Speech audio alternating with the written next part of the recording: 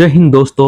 आप है भारत की सेना या पैरामिलिट्री फोर्स में और आप खुद से आईटीआर भरना चाहते हैं बिना किसी सीए या एजेंट के, तो ये वीडियो खास आपके लिए है। आज हम सीखेंगे कैसे आप आईटीआर 1 भर सकते हैं, वो भी बिल्कुल आसान भाषा में, मोबाइल या लैपटॉप से, बिना किसी परेशानी के।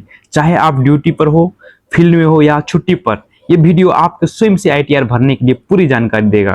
तो आइए शुरू करते हैं आरजे फाइनेंस टॉक के साथ, जहां हम टैक्स और फाइनेंस को बनाते हैं आसान। पहले लॉगिन कर लेना है आपको। जैसे लॉगिन में क्लिक करोगे आप, यहाँ पे आप पैन नंबर मांग रहे हैं आपको, तो यहाँ पे अपना पैन नंबर जो भी है आपका पैन नंबर वो हम डाल देना है।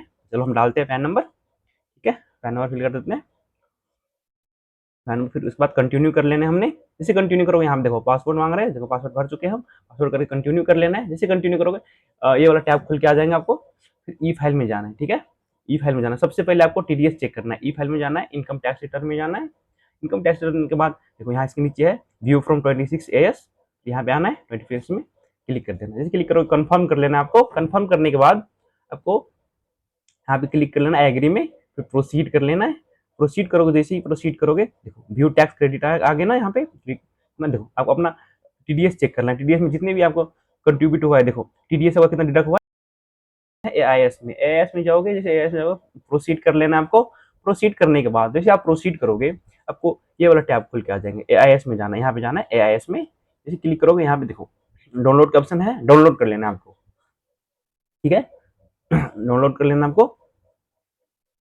इसे डाउनलोड करोगे आप, देखो डाउनलोड हो गया ना, डाउनलोड हो गया। फिर यहाँ पे देखो पासवर्ड मांग रहा है। पासवर्ड आप आपके जो भी पैन नंबर है वो आपको स्मॉल लेटर में डालना है, और आपकी जो भी डेट ऑफ बर्थ है, जैसे कि 3/2/1990, तो क्या करना है 03/002/1990, ठीक है। उसके बाद सबमिट कर लेना है। जैसे आप सबमिट करोगे एस खुल के आ जाता है। उसके बाद जाना हमें 25-26 करेंट ईयर में जाना है। उसके बाद ऑनलाइन में क्लिक करना है, ऑनलाइन में कंटिन्यू कर लेना है। जैसे आप कंटिन्यू करोगे देखो यहाँ पर रिज्यूम है, उसके बाद नीचे आना है स्टार्ट न्यू फाइल में जाना है। जैसे स्टार्ट न्यू फाइल फाइलिंग करोगे इंडिविजुअल में इंडिविजुअली में आ जाना है, क्लिक कर देना है, कंटिन्यू कर लेना हमने। इसे कंटिन्यू करोगे उसके बाद सिलेक्ट आईटीआर फॉर्म बोल रहा है। सिलेक्ट आईटीआर फॉर्म में हमें आईटीआर 1 सिलेक्ट कर लेने हैं, आईटीआर 1 सिलेक्ट कर लेना है, प्रोसीड विथ आईटीआर 1 कर लेने हैं। फिर उसके बाद हमें ओके कर लेने हैं।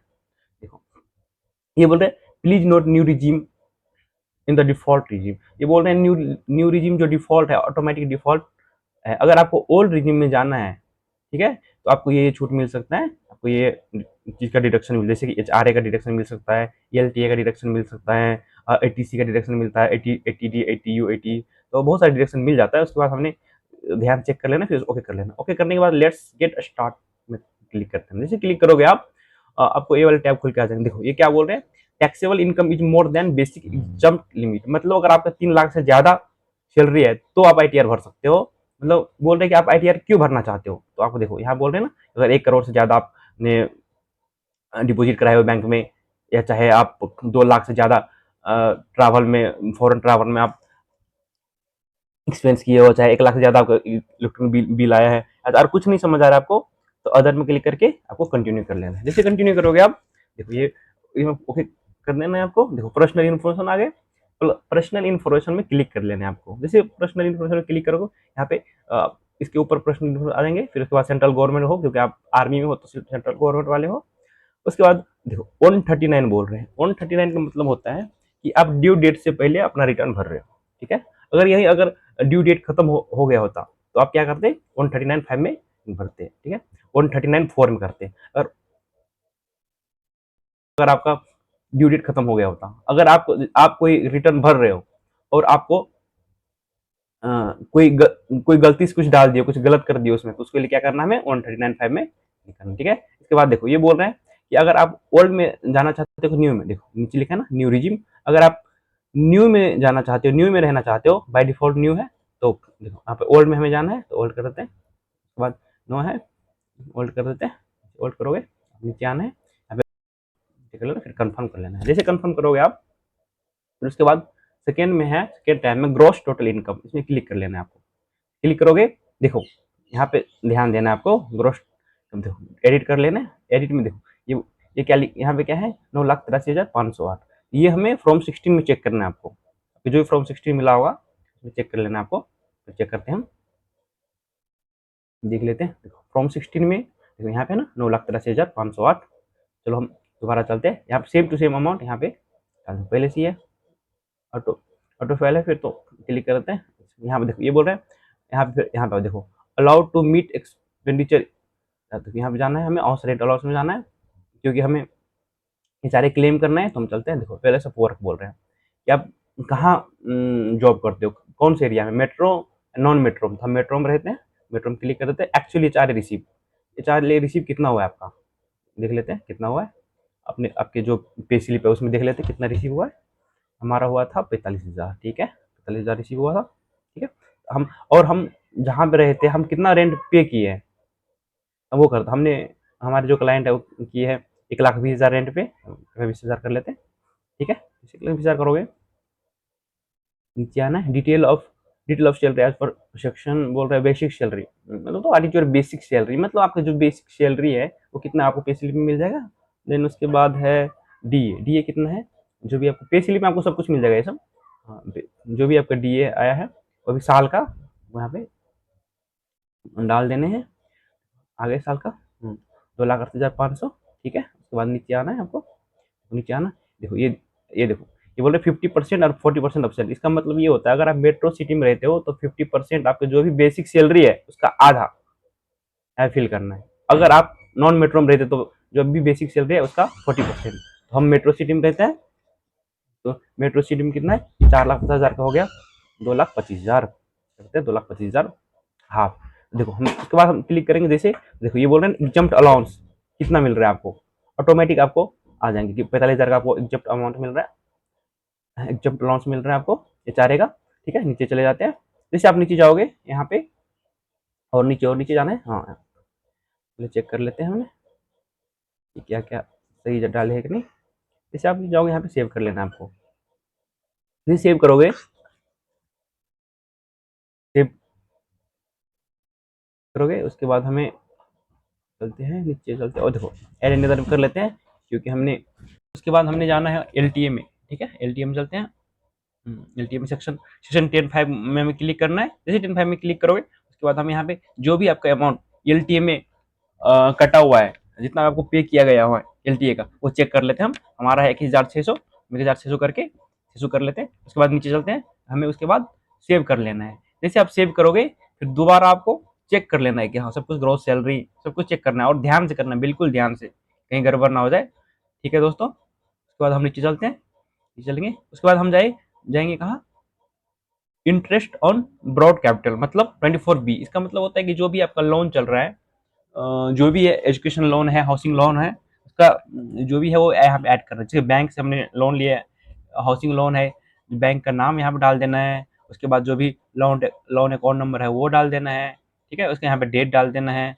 उसके बाद यहाँ पे जो देखो टोटल अमाउंट कितने आउटस्टैंडिंग है वो यहाँ पे भर देना है, और उसके बाद कि कब लोन लिए तो सब कुछ डाल देना है। उसके बाद हमें चलना है, उसके बाद चलना एग्जाम इनकम में, एग्जाम इनकम कहाँ है, ठीक है, एग्जाम इनकम में चलते हैं। हम्म, देखो ये जो इनकम है ना, एग्रीकल्चर इनकम है, जितनी भी आपको एग्जाम इनकम है वो सब कुछ यहाँ पे आ जाएंगे आपको। इसमें कोई टैक्स नहीं लगता है, तो आप थोड़ा ध्यान से कीजिए, जो भी है आपको चेक कर लीजिएगा। डिफेंस मेडिकल डिसेबिलिटीज में जितने भी है कुछ, हाँ एग्रीकल्चर इनकम है, इस समय 5,000 तक, इसमें कोई टैक्स नहीं है। उसके बाद हमें जाना है, उसके बाद कर लेती है, फिर उसके बाद हमें जाना है। देखो ये क्या बात बोल रहे हैं, 112 ये क्या बोल रहे हैं कि अगर आपके 1,25,000 से ज़्यादा कैपिटल गेन हुआ है तो यहाँ पे आपको दिखाना होगा। बट हमारा ऐसे कोई कुछ भी नहीं है, तो हम चलते हैं आप एटीसी में अंदर। उसके बाद हम यहाँ पे ऐड कर लेना है आपको। जैसे आप ऐड में क्लिक करोगे, यहाँ पे देखो अमाउंट मांग रहे हैं एटीसी के, तो इसका ये अमाउंट आपको डालना है जो आपके इंटरेस्ट बैंक, जो हाउसिंग लोन आपको उसके जो भी इंटरेस्ट है साल भर के अंदर का, उसमें यहाँ डाल देना है। तो हमारे केस में है 27,636। यहाँ पे जो भी अकाउंट नंबर है जहाँ से आप लोन लिए हो वहाँ पे क्लिक करके यहाँ पे डाल देने हैं। जैसे आप ये डालोगे, अकाउंट नंबर हो गया आपका, और ये आपका एटीसी का हो गया, फिर उसके बाद सेव कर लेना है। फिर उसके बाद एक और हाउसिंग लोन है, तो उसका भी जो भी अमाउंट है अपना वो भी डाल देते हैं यहाँ पे, जो भी अमाउंट है कितने हैं चेक कर लेते हैं। 7 लाख तो नहीं है, हाँ 78,000 है, 78,400 कुछ 68 रुपये है, ठीक है ओके। यहाँ पे अब जो भी आपका अकाउंट नंबर है वो डाल देते हैं, जो loan number loan account number है वो डाल के आपको यहाँ पे सेव कर लेने हैं, सेव कर लेते हैं। ओके, इधर गए, सेव कर लेते हैं, सेव कर लेना है आपको। फिर आपको ये यहाँ सेव करके देखो, यहाँ पे सेव कर लिए। उसके बाद आता है 80 CCC का आता है, फिर 80 CCD1 का आता है। यहाँ पे डिलीट कर लेते हैं। जैसे यहाँ पे डिलीट करोगे आप, उसके बाद हमें आना है 80 CCD1B का अंदर आना है, क्योंकि उसमें सिर्फ 1.5 लाख का मिल रहा था छूट, तो इसमें भी हमें कुछ 50,000 तक का रिडक्शन मिल जाता है। 67,000 हमारा कुछ समथिंग 850 रुपये, 67,000, 67,000 385 एक रिडक्शन हुआ था। उसके बाद हम प्राण नंबर डाल देते हैं यहाँ पे, जो भी का प्राण नंबर है करके यहाँ पे सेव करा। देखो यहाँ 5,000 का रिडक्शन मिला ना। उसके बाद नीचे आ जाते हैं, नहीं है हमारा कोई कंट्रीब्यूशन पेंशन, देखो ऑटोमेटिक आ गया यहाँ पे 93,830 रुपया। फिर डिडक्शन ऑफ हेल्थ इंश्योरेंस भी नहीं है अपना, ट्रीटमेंट भी नहीं है, interest on account for education भी नहीं लिया था, इंटरेस्ट हॉस्पिटल भी नहीं था, हम क्योंकि उधर आगे भर दिए थे। डोनेशन भी हम नहीं पे किए थे, कुछ भी नहीं पे किए थे। रेंट पेड, देखो रेंट पेड का मतलब, देखो रेंट पेड का मतलब ये होता है कि अगर आपको HRA नहीं मिला है तो आप यहाँ डाल सकते हो, ठीक है। HRA मिला था, हमारे केस में HRA मिल चुका था। देखो इंटरेस्ट ऑन सेविंग बैंक, यहाँ पे हम एडिट कर लेना, फिर में जाके जो भी आपका पूरा साल के अंदर AIS में मिल जाए आपका जितने भी यहाँ इंटरेस्ट मिला है। जैसे यहाँ कन्फर्म बैंक अकाउंट है आपके, देखो जैसे यहाँ कन्फर्म करोगे आप आगे देखो यहाँ पे बोल रहे हैं इंटरेस्ट मिला था हमारे क्लाइंट, आप कितना टैक्स पे किए हो, हमने 58,169 रुपए पे किए थे। ध्यान से करना है, हमारा टैक्स लायबिलिटी रिफंड कितना बन रहा है, गड़बड़ तो नहीं है। हमने टैक्स लायबिलिटी कितना चेक करना है, AIS भी चेक करना है, लायबिलिटी कितना बन रहा है, 32,616 भी चेक कराने पे बन रहा है, ठीक है। कर लेना है, चेक कर लेते हैं। फिर यहाँ पे टैक्स पेड में हम क्लिक कर देंगे। टैक्स पेड में हम जैसे क्लिक करेंगे, यहाँ टैक्स पेड में क्लिक कर देंगे, यहाँ पे सब कुछ चेक कर लेना, TDS में कितना कर रहा था चेक कर लेते हैं। फिर टैक्स डिडक्शन सोर्सेस TDS का चेक कर लेना, टैक्स कलेक्शन TCS कर लेना है, आपको एडवांस टैक्स कितना पे किए थे, आप अगर किए थे तो कर लेना है। उसके बाद वेरीफाई कर लेना है आपको टैक्स लायबिलिटी को। देखो अब हम चेक कर लेते हैं, देखो कितना सैलरी बन रहा है, ग्रॉस टोटल इनकम कितना है, कितना आपको टैक्स पे करना पड़ रहा है, कितना आपको रिफंड मिल रहा है, आपको इसमें सब कुछ दिख जाएगा आपको, ठीक है। नीचे जाना है आपको, चेक कर लेना है, यहाँ पे कंफर्म कर लेना है। जैसे कंफर्म करोगे आप ये वाला टैब, आपको प्रोसीड टू वेरिफिकेशन में करना है। देखो यहाँ पे आ गए ना कि आपको रिफंड कितना मिल रहा है, 25,480 रुपये, ठीक है, 25,480 रुपये। आपको ध्यान रखिएगा, आपको कोई फेक डिडक्शन नहीं लेना है, अपना काम सही से करना है, और जो भी एक्चुअल में है आपको वही डालना है, ठीक है। नहीं तो आपको कभी भी नोटिस आ सकता है और आपको डिपार्टमेंट कभी भी बुला सकते हैं आपको, तो आपके लिए दिक्कत हो जाएगी। चलो ये चलते हैं, चेक कर लेते हैं, कुछ चेक कर लेते हैं कितना कंट्रीब्यूट। देखो यहाँ पे आपको सब कुछ दिख जाएगा, आप ध्यान से देखोगे तो देखो यहाँ पे है ना interest of saving bank account में कितने इंटरेस्ट आया था बैंक का, देखो टोटल इनकम कितना बन रहा है, 5,94,680 रुपीज़, ठीक है। और कितना टैक्स पे कर रहे हैं हम, 31,436, और हमें रिफंड कितना मिल रहा है, चलते हैं रिफंड कितना मिल रहा है हमें चेक कर लेते हैं। हम देखो टैक्स पे रिफंड में, देखो यहाँ पे रिफंड है ना, 25,480 रुपये रिफंड मिल रहा है। फिर यहाँ पे कर लेना है, आप जहाँ से भर रहे हो वहाँ के एड्रेस डाल देना है यहाँ पे, जो भी आप भर रहे हो। फिर उसके बाद नीचे आना है आपको, नीचे आओगे यहाँ पे प्रोसीड टू वैलिडेशन कर लेना है, वैलिडेशन करके E-Verify में क्लिक करके यहाँ पे कंटिन्यू कर लेना है आपको। जैसे कंटिन्यू करोगे आप, देखो ये बोला ना I would like to verify using OTP और mobile number registration with Aadhaar, click कर लेना है आपको। क्लिक करके क्लिक कर लेते हैं हम यहाँ पे, जो फर्स्ट वाला ऑप्शन है उसमें कर लेना है, क्योंकि जो भी आपका आधार कार्ड से लिंक है नंबर, उसमें OTP आ जाएंगे आपको। नीचे आना है आपको, नीचे आना है, देखो कंटिन्यू कर लेना आपको। कंटिन्यू करके यहाँ पे I agree with validation by Aadhaar details, generate Aadhaar OTP करके आपको यहाँ पे OTP डाल के कर लेना है, ठीक है। जैसे आप OTP डालोगे, तो साथियों उम्मीद है कि अब आप खुद से ITR-1 आसानी से भर पाएंगे, चाहे आप कहीं भी पोस्टेड हो। देश की सेवा के साथ टैक्स का काम भी आप अब आपके हाथ में है अब, ठीक है। अगर वीडियो से मदद मिली तो लाइक जरूर करें और अपने साथी जवानों के साथ जरूर शेयर करें सर, ताकि वो भी इसका फायदा उठा सके। ऐसे ही टैक्स और फाइनेंस की आसान जानकारी के लिए RJ फाइनेंस टॉक को सब्सक्राइब करना ना भूले। कोई सवाल या दिक्कत हो तो कमेंट में जरूर बताएं, हमें कोशिश करेंगे कि आपको जल्द से जल्द जवाब देने की। Thank you so much.